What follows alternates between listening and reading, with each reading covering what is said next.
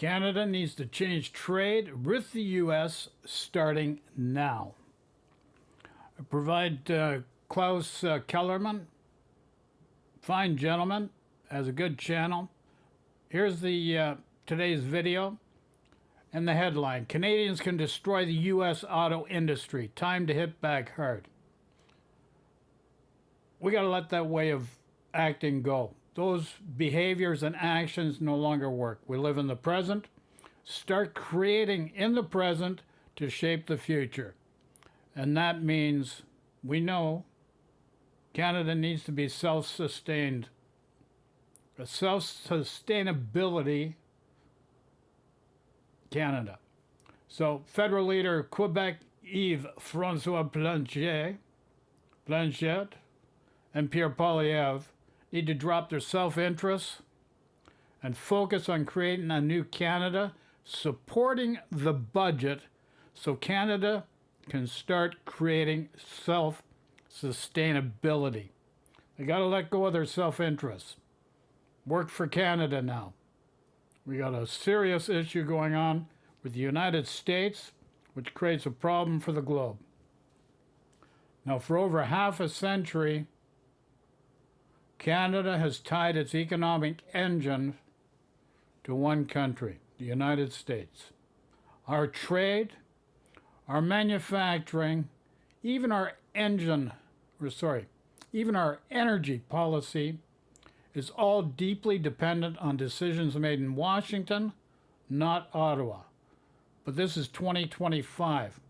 That dependency is turning into a liability, and it became very obvious when Trump became president of the United States. He's destroying the government structure of the United States. He's just obliterating it. It's not done with any semblance of how to remake it to serve the people better. So this is going to be an issue for a while, and this is why Canada has to create a system, a way of living, of self-sustainability. It's time Canada rethinks its trade with the U.S., and it starts right now.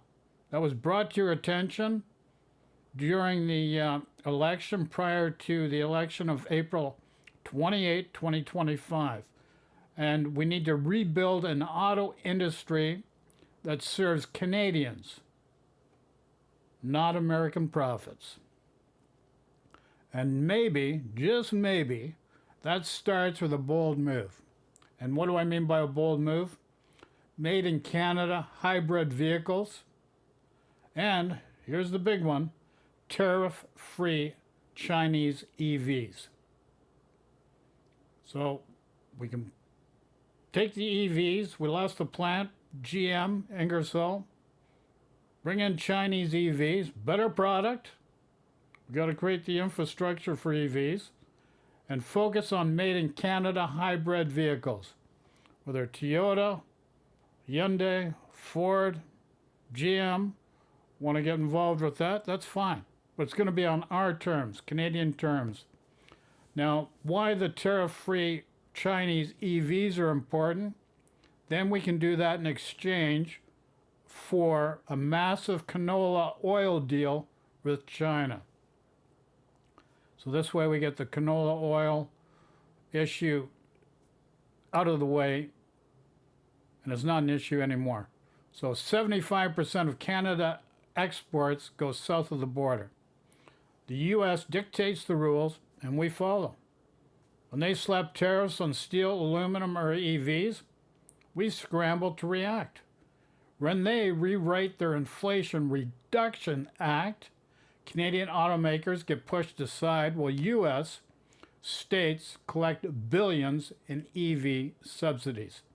Our so-called auto strategy has been reduced to waiting for Detroit to make the next move. Meanwhile, Canadian innovation in hybrid engines, renewable fuels, and battery materials are ignored or exported cheaply. It's time to stop being the branch plant economy of the United States. Rebuilding Canada's auto industry is first and foremost. And here's the truth. Canada doesn't need to wait for anyone. We can build our own hybrid vehicle sector, vehicles designed for our climate, our distances, and our resources. Imagine cars made for Canadian winters, efficient, affordable hybrids that don't rely entirely on imported batteries or US charging infrastructure. We already have what it takes. World-class engineers in Ontario and Quebec. Nickel, cobalt, lithium beneath our feet. And renewable hydropower to drive production. Instead of chasing subsidies from the US, Canada should now invest directly in small and medium domestic automakers, companies that design and build vehicles for everyday Canadians. And if that means Toyota, Honda, GM, Ford, then be it. But they need to work with us, not us working with them.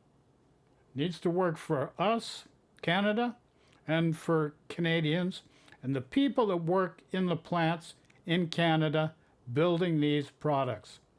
Let's stop waiting for Ford, GM. Now, Tesla, I really don't, I think Tesla and the owner of Tesla is a security risk, and I don't think Tesla should be allowed in Canada. Seriously, we got to move away from that. Let it coexist for now, but let's not promote it. And start building Canadian mobility for the next generation and generations thereafter.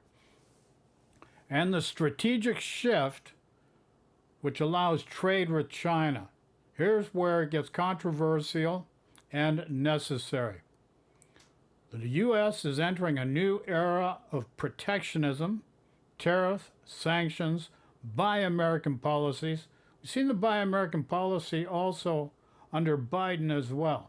They're becoming permanent. If Canada keeps tying its future to that economy, we'll be dragged into every trade war they start. It's time to diversify, not diworsify. By allowing Chinese EVs to enter Canada tariff-free, we could achieve three powerful goals. First, lower vehicle prices for Canadians who can't afford EVs that cost $60,000. Second, spark real competition and innovation in our domestic auto market. Third, use that goodwill to negotiate a canola oil trade deal with a party that's going to honor agreements and an agricultural export deal with China. That there is a win-win. China gets access to quality Canadian resources. We're dependable partners. And Canada gets access to affordable, clean transportation. And they make the best EVs right now in the world. That's just the reality of things. It's pragmatic, not political. Excuse me. Whoops, wrong button. Oh well. Canada's farmers are sitting on an untapped gold mine, and that is canola oil. As the world shifts towards renewable energy, canola oil isn't just food, it's fuel. It's a biofuel. It's used for lubricants, even hybrid combustion engines. China needs this resource to meet its climate and food security goals.